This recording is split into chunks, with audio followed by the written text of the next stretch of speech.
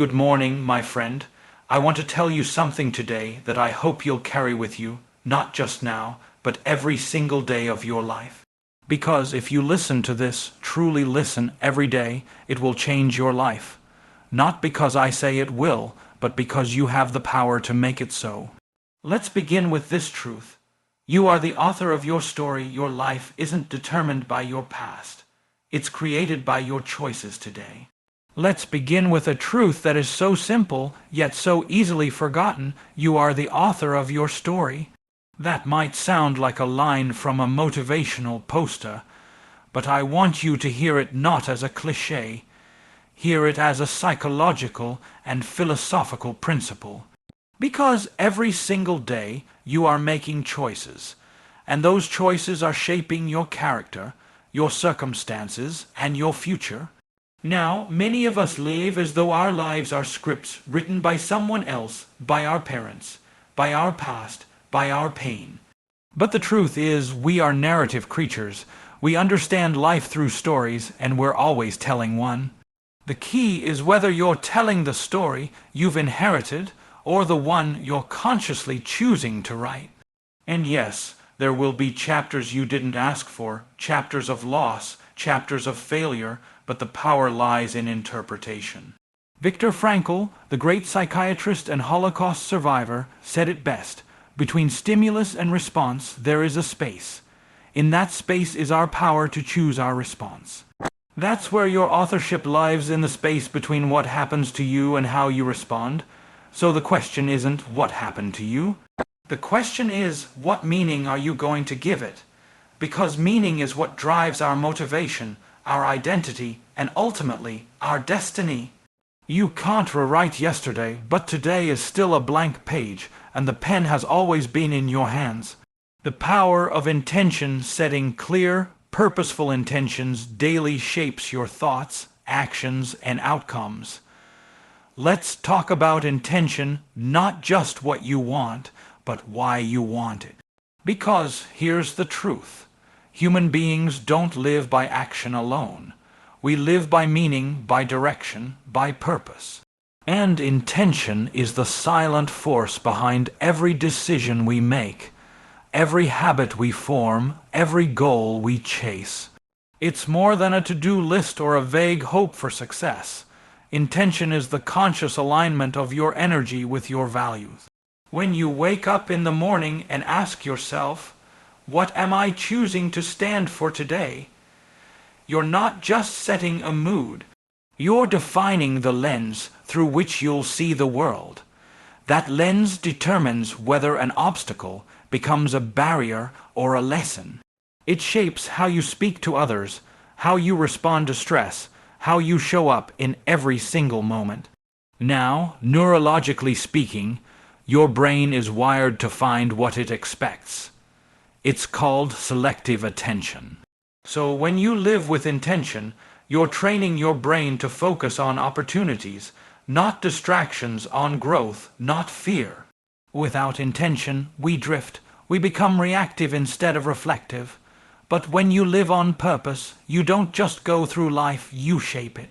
So don't ask the world to give you direction. Ask yourself, what am I here to give? Every great life begins with a single decision, to live with intention, not just ambition. Learn to listen to your inner voice. There is wisdom within you. Tuning in daily is how you find direction and peace. There's a voice within you that speaks not in noise, but in knowing. And the truth is, most of us have spent years learning to tune it out. We're trained to look outward, to seek validation from authority figures, social media, status symbols, while neglecting the quiet authority of our own inner voice. But if you want to live a life that's truly your own, not a copy-paste version of someone else's, you must learn to listen to that voice. Psychologically, that inner voice is what we might call your intuitive self. It's the part of you that's informed not just by logic, but by experience, emotion, and something deeper, your sense of alignment. And while it doesn't shout, it knows. It knows when you're off course, when something doesn't feel right, when you're betraying your own values in the name of fitting in or staying safe. Philosophers like Socrates called this the daemon, a guiding spirit, a kind of moral compass. And modern neuroscience supports this. Our brains are constantly processing subtle patterns beneath conscious awareness. Intuition isn't mystical, it's information. It's wisdom accumulated through lived experience and emotional memory. But here's the catch: you can only access it in stillness. That's why silence, solitude, and reflection aren't luxuries, they're necessities for self-leadership. If you don't create space to hear yourself, you'll spend your life chasing voices that don't belong to you.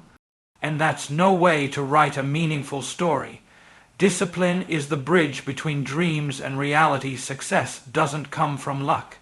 It comes from small, consistent efforts. Let's talk about something that doesn't get enough credit in the age of instant gratification. Discipline. Not punishment, not rigidity, but self-respect in action. Because here's the truth: discipline is the invisible architecture of every life that works. It's the bridge between the life you dream about and the life you actually live. We often think of discipline as restrictive, something that takes away our freedom. But the opposite is true.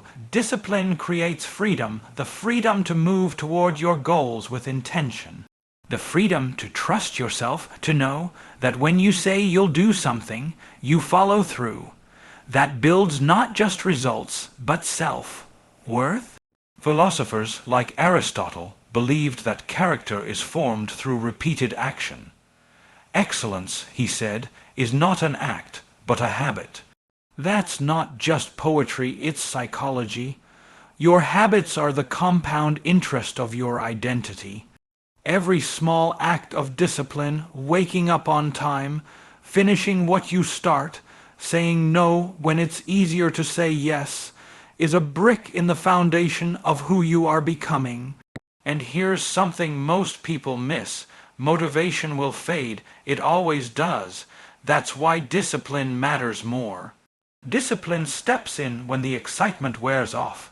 It keeps you going on the days when your emotions say, "I don't feel like it." So if you want to change your life, don't wait for inspiration. Train your will, because the life you want isn't built in a moment, it's built in a pattern. Feed your mind what you want to grow. Education isn't just school. It's what you read, listen to, and speak about every day. Your mind is like soil. Whatever you plant in it consistently will grow. And the question you have to ask yourself each day is, what am I feeding it? Because education isn't just what happens in school. It's what happens every moment you're alive and paying attention. Every book you read, every conversation you engage in, every piece of content you consume, it's shaping the architecture of your thinking. Neuroscience tells us the brain is plastic, yet reshapes itself based on what it's exposed to. That means your thoughts are not fixed. Your mindset is not a permanent condition. You can evolve, you can unlearn, you can reprogram, but only if you're intentional about what you feed yourself. If you constantly surround your mind with negativity, drama, and empty stimulation, don't be surprised when clarity, peace, and purpose feel out of reach. We live in a time when information is abundant, but wisdom is rare. And wisdom isn't just about knowing more, it's about knowing what matters. So feed your mind things that elevate your perspective. Listen to voices that challenge you to grow. Engage with ideas that expand your sense of what's possible. That's how you start to move from merely surviving to deeply living. Because ultimately, what you feed your mind today becomes the filter through which you experience life tomorrow. And if you want to change your life, start by changing what you consume. Gratitude turns struggles into strength. Practicing gratitude daily helps you reframe challenges into stepping stones. Gratitude is often misunderstood as something soft, sentimental, a fleeting feeling you save for holidays or highlight reels. But in reality, gratitude is one of the most powerful psychological tools for transformation. It doesn't just change your mood, it rewires your mind. From a neurological standpoint, gratitude activates areas of the brain associated with reward, empathy, and emotional regulation. It trains your brain to scan your life not for what's missing, but for what's meaningful. And that shift in focus from lack to presence creates a profound change in how you experience even the hardest moments. We're not talking about pretending everything is fine when it isn't. We're talking about the ability to hold both truth and perspective at once. Life will bring struggle, but gratitude gives you the language to frame that struggle in a way that makes it useful. It says, "This pain is teaching me, this delay is preparing me, this season is shaping me." Philosophers like the Stoics practiced something similar. They trained themselves daily to reflect on what they had, and how easily it could be lost. Not to breed fear, but to cultivate appreciation. They knew that when you're grateful, you're not passive. You're empowered. And here's the secret. You don't wait for life to give you something big to be grateful for. You start where you are. You notice what's already there, because what you appreciate truly, consistently, begins to grow.